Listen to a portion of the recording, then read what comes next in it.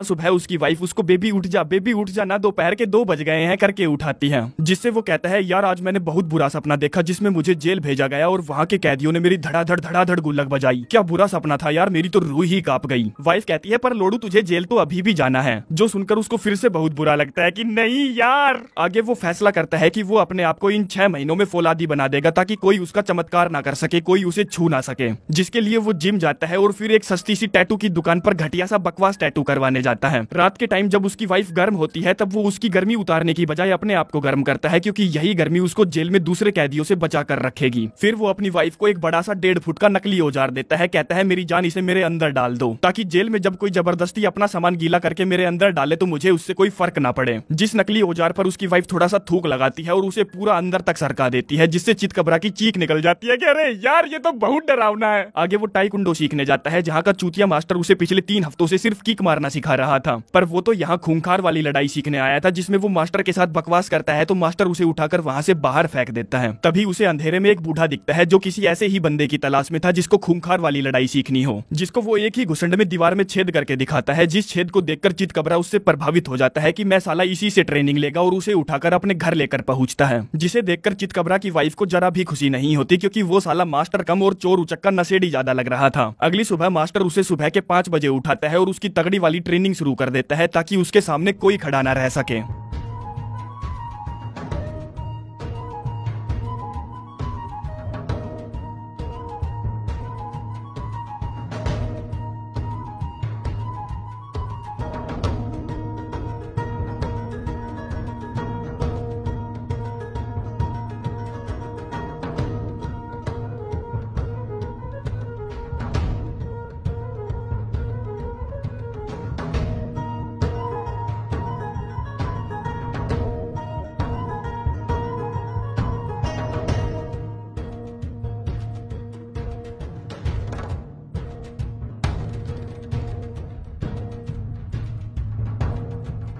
अब तक 5 महीने बीत चुके हैं, जिसमें मास्टर की दी हुई ट्रेनिंग से चितकबरा एक माहिर तरासा हुआ किलर मशीन बन चुका है, जिसका टेस्ट लेने के लिए मास्टर उसे उसी ताइक्वांडो भेजता है जहां के मास्टर ने उसकी गांड पर लात मारकर उसे वहां से भगा दिया था। जिस मास्टर को वो उससे लड़ने की चुनौती देता है और कुछ ही सेकंड में वो उसको इतना पटक के मारता है जितना वो मास्टर आज तक नहीं पिटा होगा। अगले दिन वो सरकारी बस में बैठकर उनका मेहमान बनकर जेल चला जाता है, जहाँ बस में हम उसकी माँ का टैटू देखते हैं जो की अब सच में खूंखार लग रहा था। तभी उसकी बगल में बैठा कैदी उसकी जांघों पर हाथ फिराता है तो वो उसकी चूची वहीं पकड़कर मसल देता है। आगे सभी कैदी जेल पहुंचते हैं, जहां ऑफिसर सभी कैदियों को निर्वस्त्र करके उनके पिछवाड़े में झांकते हैं, ये देखने के लिए कि कहीं कोई जानलेवा हथियार तो छुपा कर नहीं लाया ना। जिसमें वो ऑफिसर जब बबलू चितकबरे का पिछवाड़ा देखते हैं तो उनकी फटी की फटी रह जाती है, क्योंकि उसके पिछवाड़े के छेद से उसकी आत्मा के दर्शन हो रहे थे जो उन्हें हाय बोल रही थी। आगे जेल का वार्डन सभी कैदियों का वेलकम करता है, कहता है मुझे तुम लोगों से कोई लेना देना नहीं है, तुम आपस में किसी का चमत्कार करो या किसी को जान से मार दो, पर अगर मुझे या मेरे ऑफिसर्स को कोई दिक्कत हुई तो मैं तुम्हारी बुंड मार दूंगा। जिसके बाद उसे उसका सेल दिखाया जाता है, जहाँ एक ताऊ उसके बेड पर कब्जा करके बैठा था, जिसको वो नीचे आने के लिए कहता है, पर ताऊ नीचे नहीं आता तो वो बेड के नीचे एक लात मारता है और ताऊ ऊपर जाकर टकराता है, जिससे ताऊ फटाफट नीचे उतर आता है, क्योंकि वो समझ गया था कि बबलू चितकबरा कोई आम इंसान नहीं है। अगले दिन ताऊ उसको जेल में मौजूद गैंग्स के बारे में बताता है, कहता है वो है सामने कालिया गैंग, जिसके लीडर ने एक कैदी को एक ही घुसंड में जान से मार दिया था। फिर है ये मैक्सिकन गैंग जो आपस में लड़कर एक दूसरे को ट्रेन करते रहते हैं ताकि वो किसी को भी कहीं पर भी टपका सके। फिर है ये हिटलर गैंग जो कि बहुत ज्यादा खतरनाक है और ये कभी भी किसी के सगे नहीं हो सकते। बबलू पूछता है ताऊ ये बता यहाँ का वो सबसे बड़ा शिकारी कौन है जो कैदियों की इज्जत लूटता है, जबरदस्ती उनके साथ चमत्कार करता है। जिस पर ताऊ गेंडा सरिया की तरफ इशारा करता है जो अभी भी किसी की गुल्लक फोड़ने की फिराक में था। चितकबरा उसके पास जाता है और कहता है सुन भाई सुनना। गेंडा सरिया कहता है चल निकल बे कुतिया यहाँ से, तेरी बुंड में बाद में मारूंगा। जिस पर चितकबरा सभी को चिल्ला चिल्ला कर कहता है कि गेंडा सरिया ने मुझको चल कुतिया निकल यहाँ से कहा, जबकि मैंने उसको बदसूरत भी नहीं कहा, सुअर की टट्टी भी नहीं कहा और ये भी नहीं कहा कि उसकी माँ की हुत से अंडे की बदबू आती है। जो सुनकर गेंडा सरिया उसको कूटने के लिए आगे बढ़ता है और जैसे ही वो उसके गिरेबान पर हाथ रखता है, बबलू चितकबरा अपना इंजन चालू कर देता है, जिसमें वो उसको इतना मारता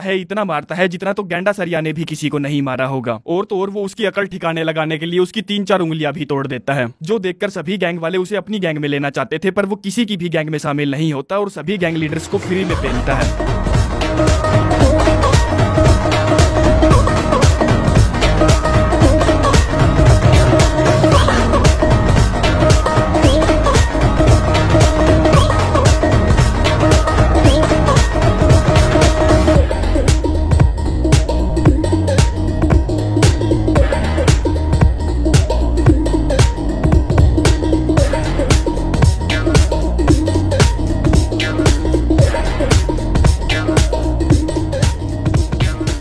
जिस वजह से अब तक यहाँ के सारे कैदी उससे डरने लगे थे, जो उसे देखते ही फटाफट खाने की टेबल खाली कर देते हैं। आगे चितकबरा को वार्डन के सामने पेश किया जाता है, जो उससे कहता है मुझे पता है तू एक प्रॉपर्टी डीलर है, इसीलिए मैंने तुझे जानबूझकर इस जेल में बुलाया ताकि मैं एक गंदा और खूनी खेल खेल के इस जेल की जमीन को अपना बना सकूं, जिसके लिए तुझे जेल के प्रॉपर्टी पेपर्स में फेरबदल करनी होगी। जिस काम में अगर तू मेरा साथ देगा तो मैं तुझे 1 साल के अंदर यहाँ से रिहा करवा दूंगा। बस मुझे जेल की जमीन पर किसी भी तरह कब्जा करवा के दे ताकि मैं यहाँ एक रिहायशी इलाका बना सकूं। वहीं दूसरी तरफ कुछ गैंग मेंबर्स अभी भी बबलू को मारना चाहते थे, जिसमें जब वो नहा रहा था तो एक बंदा ब्लेड से उसका गला काटने आता है, पर उसे क्या पता था कि बबलू ने इन सब चीजों की पहले से ही तैयारी कर रखी थी, जिसमें वो बड़ी ही आसानी से उसके पूरे मजे लेते हुए उसे अच्छे से कूटता है और वहां से जाते हुए बाकियों के कातिलों से कहता है इसे साफ कर देना। अगले दिन से वो वार्डन के लिए काम करने लगता है, जहां वार्डन से मिलने एक चाइनीज माल आता है, जो जब आपस में बात कर रहे थे तब चितकबरा उनकी बातें सुन लेता है, जिससे उसे पता चलता है कि वार्डन जानबूझकर कैदियों को आपस में लड़ने झगड़ने देता है ताकि जेल में आपातकालीन सिचुएशन बन जाए और वो सभी कैदियों को गोली से मरवा दे, जिससे जेल बंद कर दी जाएगी और चितकबरा द्वारा की गई पेपर्स में हेराफेरी की वजह से वो जेल की जमीन वार्डन को मिल जाएगी, जो सब बबलू चितकबरा बिल्कुल भी नहीं चाहता था, क्योंकि ज्यादातर कैदियों की यहाँ सजा पूरी होने वाली थी, जिसमें वो एक आपातकालीन बैठक बुलवाता है और सारे कैदियों को आना भी पड़ता है क्योंकि वो उससे डरने लगे थे। जिस आपातकालीन बैठक में चितकबरा सबसे पहले हिंसा फैलाने वाले गेम्स और फिल्मों को उठाकर कचरे में डलवा देता है। कहता है तुम लोगों को अच्छे अच्छे गेम खेलने चाहिए, अच्छी अच्छी कॉमेडी फिल्में देखनी चाहिए ताकि तुम एक दूसरे से नफरत करनी बंद कर सको। जिसके साथ साथ वो उन्हें भड़काऊ गाने सुनने से भी मना करता है। कहता है ऐसे गाने सुनो जिससे तुम्हारे दिल को सुकून मिले और तुम्हारा डांस करने का मन करे।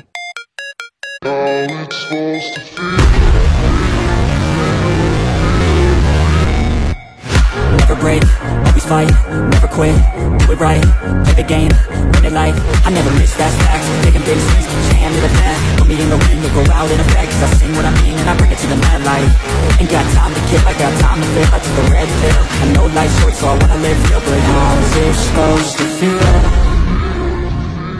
फिर वो एक रूल बनाता है, कहता है अब से कोई भी किसी की भी जबरदस्ती गुल्लक नहीं फोड़ेगा, बोले तो कोई भी किसी का चमत्कार नहीं करेगा, और अगर किसी ने भी मेरी बात का उल्लंघन किया तो उसे मुझे जवाब देना होगा और तुम्हें तो पता ही है कि मैं क्या करूंगा। तभी एक बंदा पूछता है सरकार ये बताइए जो बंदे यहाँ किसी लड़की का चमत्कार करके आए हैं क्या हम उनके साथ चमत्कार कर सकते हैं? वो कहता है चमत्कारी के साथ चमत्कार, ये बढ़िया है, करो, उनके साथ यही होना चाहिए। फिर गेंडा सरिया पूछता है सरकार जो लोग गे हैं क्या वो आपसी सहमति से संभोग कर सकते हैं? वो कहता है हाँ तुम ये सब कर सकते हो, बस वो सब अगले वाले की मर्जी के विरुद्ध नहीं होना चाहिए। तो क्या कोई है जो अपनी मर्जी से गेंडा सरिया के साथ करना चाहता हो? जिसमें ये बंदा खड़ा होता है, जिसे पाकर गेंडा सरिया खुश हो जाता है कि भी इनचोद सेटिंग मिल गई। आगे अब हर कोई जिसका आपस में झगड़ा होता था वो सभी चितकबरा के पास आते थे, जो उनके झगड़े को शांत करवा देता था, जिसके प्रभाव से गैंग्स और गैंग्स के लीडर अब इतने सुधर चुके थे कि वो अगर आपस में एक दूसरे से टकरा भी जाते थे तो तुरंत माफी मांगते थे कि भाई मेरी गलती है, भाई मेरी गलती है। सभी लोग एक दूसरे से अपनी चीजें बांटने लगे थे, चाहे वो जो कुछ भी हो। सभी अब एक परिवार की तरह, दोस्तों की तरह मिलजुल कर रहने लगे थे, खेलने लगे थे, जिससे जेल इतनी ज्यादा सुधर जाती है कि यहाँ अपराधी नहीं निर्दोष लोग रहते हों। आगे एक दिन जेल में चितकबरा की वाइफ उससे मिलने आती है, जिसके लिए उसने स्पेशल रूम बुक करवा रखा था, जहां डले बेड पर वो अपनी वाइफ की मस्त वाली खाट खड़ी करता है और अपने कीटाणु उसके अंदर ही छोड़ देता है ताकि वो मां बन सके। वहीं वार्डन देखता है कि बबलू चितकबरा की वजह से सारे कैदी प्रेम गीत गाने लगे हैं, जिस वजह से उसको अपना प्लान चौपट होता हुआ दिखाई दे रहा था, तो वो उसको अपने कैबिन में बुलवाता है। कहता है साले तू मेरे प्लान पर पानी क्यों फेर रहा है? तू जानता है ना मैं तुझे इस जेल में मरवा भी सकता हूँ और गलत रिपोर्ट बनाकर तेरी सजा को 3 से 5 गुना बढ़ा भी सकता हूँ, इसीलिए मेरा साथ दे। समझ में आई मेरी बात? जो बात बबलू चितकबरा के दिमाग में घर कर जाती है कि यहाँ पर जितने भी कैदी हैं वो यहाँ जुर्म करके ही तो आए हैं, क्यों वो उनके पीछे अपना समय बर्बाद करे। जिस पर वो ग्राउंड में सभी को चिल्लाकर कहता है मैंने अब तक जितने भी रूल बनाए हैं सारे के सारे अभी के अभी निलंबित किए जाते हैं। जो सुनते ही सारे कैदियों का प्रेम भाव एक ही सेकंड में हवा हो जाता है, जिससे वो एक दूसरे के खून के प्यासे हो जाते हैं। आगे जब सभी लंच कर रहे थे तब ताऊ उससे कहता है मुझे तुमसे ऐसी उम्मीद नहीं थी। वो कहता है सुन ताऊ, कल दोपहर खेल के मैदान से दूर रहना। जो सुनकर बूढ़ा समझ जाता है कि कल कुछ तो बुरा होने वाला है, जो बात वो जेल के बड़े बड़े गैंग्स लीडर को बता देता है। अब बबलू चितकबरा वार्डन की मदद कर रहा था, तो वो उसकी सजा कम करवाने के लिए उसे गवर्नमेंट के लोगों से मिलवाता है जो यहाँ जेल का इंस्पेक्शन करने आए हैं। वहीं वार्डन कैदियों के बीच गैंगवार करवाने के लिए हथियार मैदान में रखवा देता है ताकि वो गवर्नमेंट के अधिकारियों के सामने एक दूसरे का कत्ल करने लगे, जिस लड़ाई को रुकवाने के लिए वार्डन को उन पर गोलियां चलानी पड़े और ये जेल बंद कर दी जाए। तभी बबलू चितकबरा को लगता है कि वो मतलबी हो चुका है और वो उन कैदियों के साथ बिताए हुए अच्छे टाइम को याद करता है और फैसला करता है कि उसकी वजह से यहाँ एक भी कैदी की जान नहीं जाएगी, जिस पर वो अधिकारियों के सामने अपने आप को एक घटिया आदमी दिखाता है ताकि वो उसे जेल में डलवा दे, और होता भी ऐसा ही है। वहीं अधिकारी जब सभी कैदियों को हथियारों के साथ देखते हैं तो उनकी फट जाती है कि यहाँ तो साला खून खच्चर होने वाला है। तभी बूढ़ा म्यूजिक सिस्टम लाता है और गाने चलाता है। तब तक बबलू चितकबरा भी वहाँ पहुँच जाता है, जो देखता है कि ये लोग आपस में लड़ने की बजाय डांस कर रहे हैं।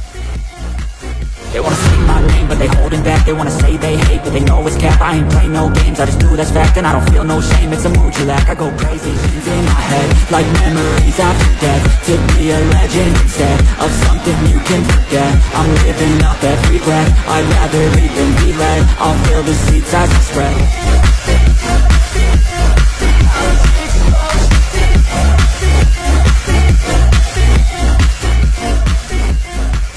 अब वार्डन को अपना प्लान चौपट होता हुआ दिखाई दे रहा था, तो वो गार्ड से उसकी गन छीनता है और उन पर फायरिंग करने लगता है, जिससे किसी की जान तो नहीं जाती, पर गवर्नमेंट अधिकारियों के सामने वार्डन गुनहगार बन जाता है। आगे 3 साल बीत जाते हैं और अब तक सारे कैदी सुधर चुके हैं, जो चितकबरा की दी हुई ट्रेनिंग को सिर्फ सेल्फ डिफेंस में ही यूज करेंगे। अब उसका वहां से जाने का समय हो लिया था, जिसमें वो सभी उसके लिए भावुक हो जाते हैं और उसे आखिरी बार गले से लगाते हैं, क्योंकि उसने उन्हें एक अच्छा इंसान बना दिया था, जिसमें एक गैंग लीडर ने तो उसका टैटू भी बनवा लिया था। कहता है यहाँ से जाने के बाद भी तुम हमेशा हमारे साथ ही रहोगे। हम गैंडा सरिया को देखते हैं, जिसने वार्डन को अब अपना पार्टनर बना लिया है, जिसकी वो जबरदस्ती मारता है, क्योंकि वार्डन ने सभी को बहुत सताया था। बबलू चितकबरा जेल से बाहर निकलता है, जहां उसकी बेबी उसे उछलकर गले से लगा लेती है। फिर हम कार में उसकी 3 साल की बेटी और उसके अनाड़ी मास्टर को देखते हैं, जिनके साथ बैठकर वो अपने घर की तरफ रवाना हो जाता है। और ये कहानी यहीं पर समाप्त